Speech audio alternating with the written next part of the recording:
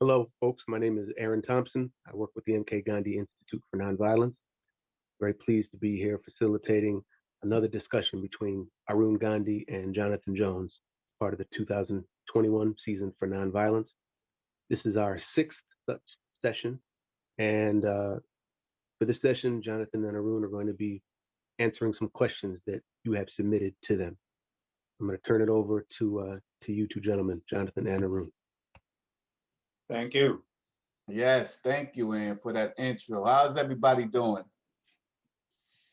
All right, so I'm gonna start off with a question from Gary. Gary's question is, in this world of systemic racism, prejudice, and hatred, what is the advice to live nonviolent? We have to be active. We have to protest against systemic racism. We need to bring about a change. The protest should be nonviolent and peaceful, not full of hate and anger, because in nonviolence, you're not fighting an enemy, you're transforming a friend. When your friend is going astray, you do your best to convince the person to come back to mainstream through showing kindness and understanding towards the person. So when we are protesting against government or against any other group of people because of the injustice, we should be doing it with understanding and kindness. But when we do it with anger and frustration, then we are using violence, because anger is a form of violence. Now, I want to share with you an experience that my grandfather had. When in 1913, he wanted to protest against the apartheid, the prejudices that existed in South Africa at the time. And he announced that he was going to protest, what he was going to do, where he was going to do it, why he was going to do it. Everything was announced in the newspapers so that everybody from the authorities down to the common people knew what he was doing and why he was going to do it. Then after he announced this and made it public, a few days later, it was announced in the newspaper that the workers of the South African railways were going to go on a strike because of working conditions and better pay. And when grandfather read this, he decided that this strike was going to be more important for the government to handle than his issue. And so he didn't want to put extra pressure on the government. So he withdrew his campaign. He announced that he was going to delay his campaign until the strike was over, and then he would resume what he was going to do. And when that was announced, the leaders of the striking workers, they came to grandfather and they said, look, we are both fighting the same enemy. So why don't you join us and we can strengthen each other and fight the enemy and get what we want? And grandfather told him, he said, I don't have an enemy. I'm not fighting an enemy. I'm trying to change a friend. Now you have a different agenda and I have a different agenda. So you go ahead and do what you have to do, and then I will do what I have to do. So the strikers went on a strike the next day. And like usual, the strike had a lot of anger and frustration. And they came out in the streets and they were shouting angry slogans and down with the government and down with this and you know, showing frustration and so on. So it was very easy for the police, the administration, to infiltrate the ranks of the strikers and cause an incident, giving the police the justification to crush them violently. And that's what happened. Within 4 days, the police crushed the strikers with violence, and they had to quietly go back to their work without gaining anything at all. Then grandfather launched his campaign, and there was no anger, there was no frustration.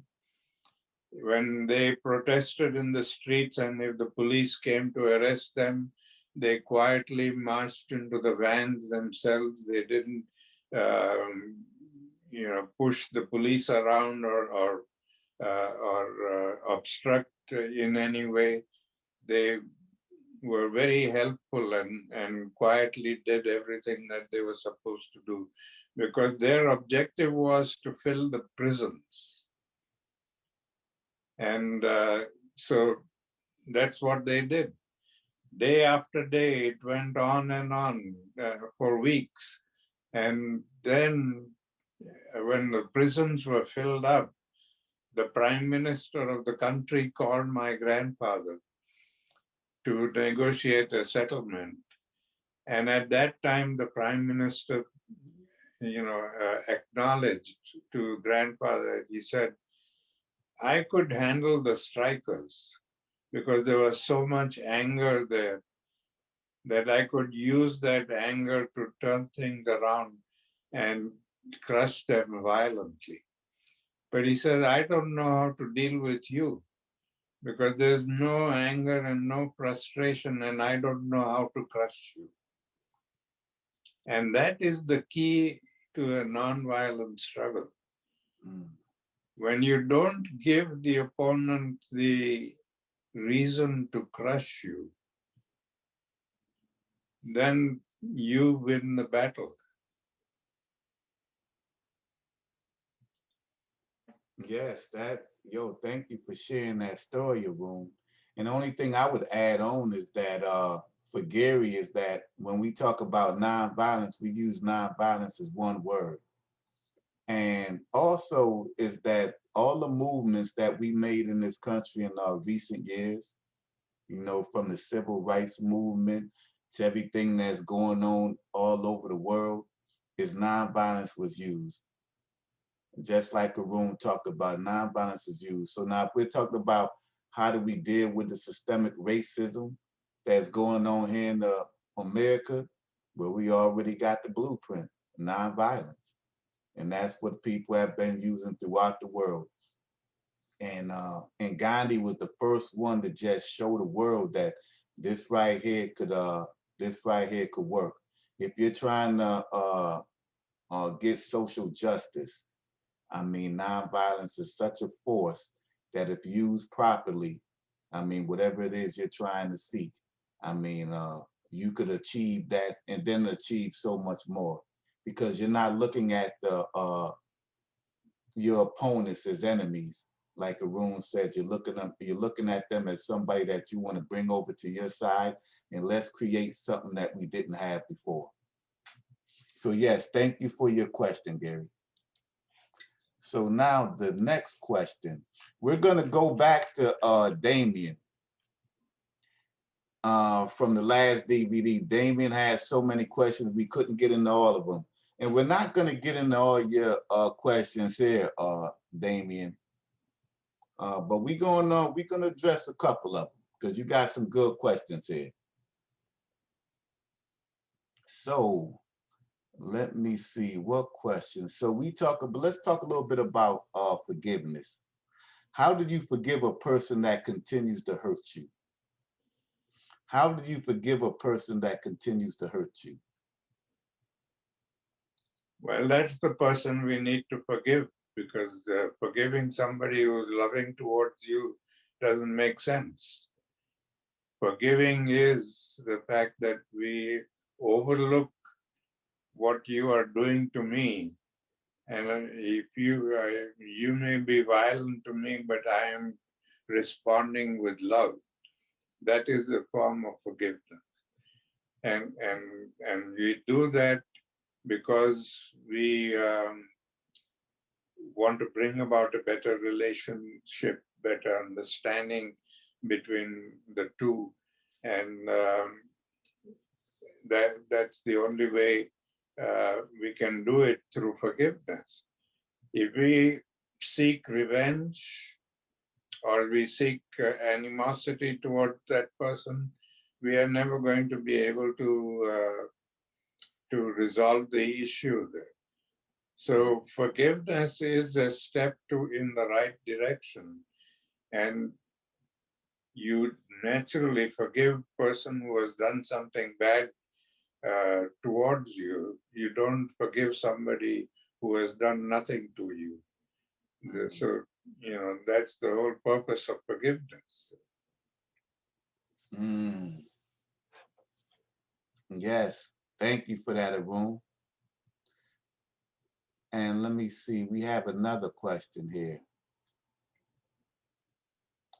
How do you respond when you are being confronted with racism? How do you respond when you are being confronted with racism? Well, we have to respond with understanding and kindness. Eye for an eye makes the whole world blind. Mm. If somebody is racist towards you and you respond with the same amount of hatred, it's only going to complicate things and make it more difficult to resolve. But if we understand and respond with understanding and love, we can make a change. I can share with you another story. When I was living in South Africa, and I experienced a lot of prejudice there because of the color of my skin. And I had been following the politics of the people who were the party who was in power and who was responsible for hatred and apartheid and all the prejudices that existed in South Africa. And then I went and settled down in India because the South African government wouldn't allow me to bring my wife from India to South Africa.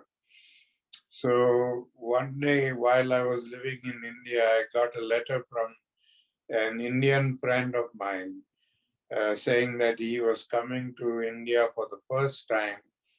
He was coming out of South Africa for the first time. And he was very nervous about going into the world and not knowing anybody. So since he knew me, he wrote to me and said, I would like you to arrange for my stay in Bombay. And also I'd like to see you when I reach there. Because he was a good friend, I said, yes, I will come and receive you. He was coming by ship. In those days, there were lots of ships going up and down from Europe and Africa to India. So he was coming by ship. The ship arrived in India at 10 o'clock in the night. And I was the first Indian to go on board. And before I could meet my friend, a strange white man came and grabbed hold of my hand and shook my hand and introduced himself as Mr. Jackie Basson, a member of parliament from South Africa. A member of parliament in the British tradition is the equivalent of a senator. US Senator in the US. And when he introduced himself, I realized that he belonged to the Nationalist Party, and that he was personally responsible for passing the laws of apartheid and all the prejudices. And in some ways, he was responsible for the situation I found myself in. All the prejudices that I had experienced, and then finally that they wouldn't allow my wife to come into South Africa and forced me to live in India away from my widowed mother and two sisters. And so when he introduced himself, my first reaction was one of anger. And I felt that now I have this person in my control, and I can insult him and I can do whatever I like to him, and nobody is going to say anything to me. And I wanted to, really insult him and tell him to get out of my face and get lost. But then I stopped myself and I said, if I do that, will my parents and grandparents forgive me for being so inconsiderate? And I realized they wouldn't. And so instead of insulting him, I shook hands with him and I told him very politely and very nicely and good that I am a victim of your policies of prejudice. These are the things that happened to me, but I'm not going to hold it against you. You are a guest here in this country, and I'm going to make sure that you have the best of time during your stay in this country.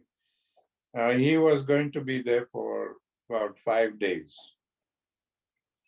And so all the 5 days, we picked him up at his hotel, him and his wife, and my wife and myself, we spent the whole day taking them around, showing them tourist places and going shopping and having meals with them and all the normal things that you do with friends. We did all those things. And during that time, we would talk about apartheid, about prejudices in a very calm manner, not aggressively, but in a calm way. I was trying to understand him and he was trying to understand me. And whenever the discussions got a little delicate, we just talked about something else. And after 5 days, when we went to say goodbye to them and see them off, we were shocked that both of them, husband and wife, came and embraced us and wept tears of remorse. I mean, tears were flowing down their cheeks. And they confessed to us and they said, in these 5 days, you have opened our eyes to the evils of apartheid. And we are promising you that we are going to go back and fight apartheid and make sure that it is taken off the laws. I was still skeptical. I was still doubtful about him. And I said, a lot of times these people come out of the country and they say one thing, and then they go back into the country and they resume their old habits. So I told my wife, I said, let's not be too happy about this. Let's wait and see whether they really mean it or they are just saying this to make us feel happy. I followed his career for the next 5, 6 years. And I must say that that man really changed. He fought hard against apartheid. He spoke against it. In fact, he was thrown out of parliament. He lost his elections, but he never gave up. He still spoke against apartheid. And that is when I realized the power of nonviolence. If I had insulted him the way I wanted to initially, I don't think I would have achieved anything. He would have gone back and said, these damn Indians deserve what they get. Mm. But by responding with love and understanding and friendship to him, in 5 days, I was able to change his attitude and mind to such an extent that he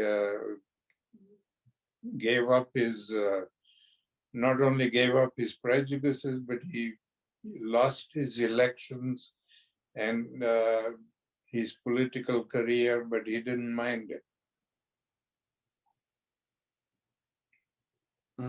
Thank you, Arun. Thank you for sharing that story. So I got one more question for Damien. And I chose this question because I think a lot of us struggle with this or have struggled with this at some point in our life. The question is, how do you find opportunity where there is none? How do you find opportunity where there is none? Well, sometimes we are called upon to make opportunities ourselves. Mm. We can't expect always there would be an opportunity that somebody would give us and that we would find that opportunity. Sometimes we have to make the opportunity ourselves and be creative about it and do things. It's just a question of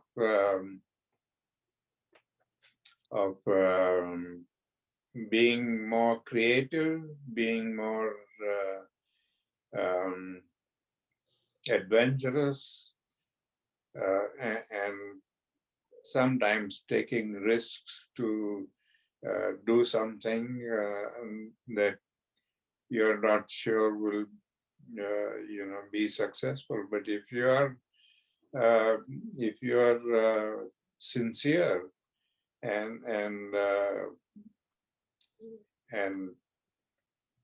do it with due diligence, I think you can create the opportunity and be successful. Yes, I believe that, I don't know, I think that there's always opportunity. I remember when I first got out of prison, I mean, it was like, had to get a job. And I remember when I was in prison, I read this like job search book. It says that, you may get 99 no's, but you will come to that yes. And you know what? Unbeknownst to me, when I started actually looking for a job when I got released from prison, I had received a lot of no's. I don't know if I got the 99. I may have got to like 120. I think I passed 99 before I eventually got that yes, my first job. But for me, I didn't want to just be like, all right, then, you know what, I'm getting told no so much, so I'm gonna just stop looking. I said, no, I'm gonna just keep on looking because I'm gonna get to that yes one day. And I do believe that opportunity isn't gonna come unless say knock on my door and say, hey, you know what? I'm opportunity. Come on out and get with me. No, I have to just search out opportunities. I have to do things like Arun said that are like create opportunity because there's opportunity out there. And I just can't sit back and wait for opportunity to come to me. I got to go and try to create or find opportunity. And so from creating and finding opportunity, I was able to get that first job. Then from the first job, get another job, and then just keep on just working at it. But yeah, I truly believe that there's always opportunity out there. I don't believe that there's ever a situation where I believe that there's no opportunity for me. And even in prison, there was always opportunity for me to keep on learning something, to keep on growing as a person, because I truly believe that, I would get released one day. When I get released one day, what am I going to do with that? So yes, there's always opportunity. And then going back to something I said earlier, is that when we believe that we can't do something, I mean, like when that negative self-talk is in our mind and all that, that's internal violence. And I would encourage us all to avoid internal violence of the spirit. Avoid that, because all that's going to do is just make us think and believe that we can't do it. And you know what? We can do it. All we got to do is just start working towards it. Continue to educate ourselves, grow as human beings. We could do it. And with that, that concludes DVD number 6. I mean, again, thank you for your questions. And if you have some more questions, please get those questions to us. Me in the room love these dialogues, and to be able to communicate with you men during this pandemic. So be safe. Talk to you again soon.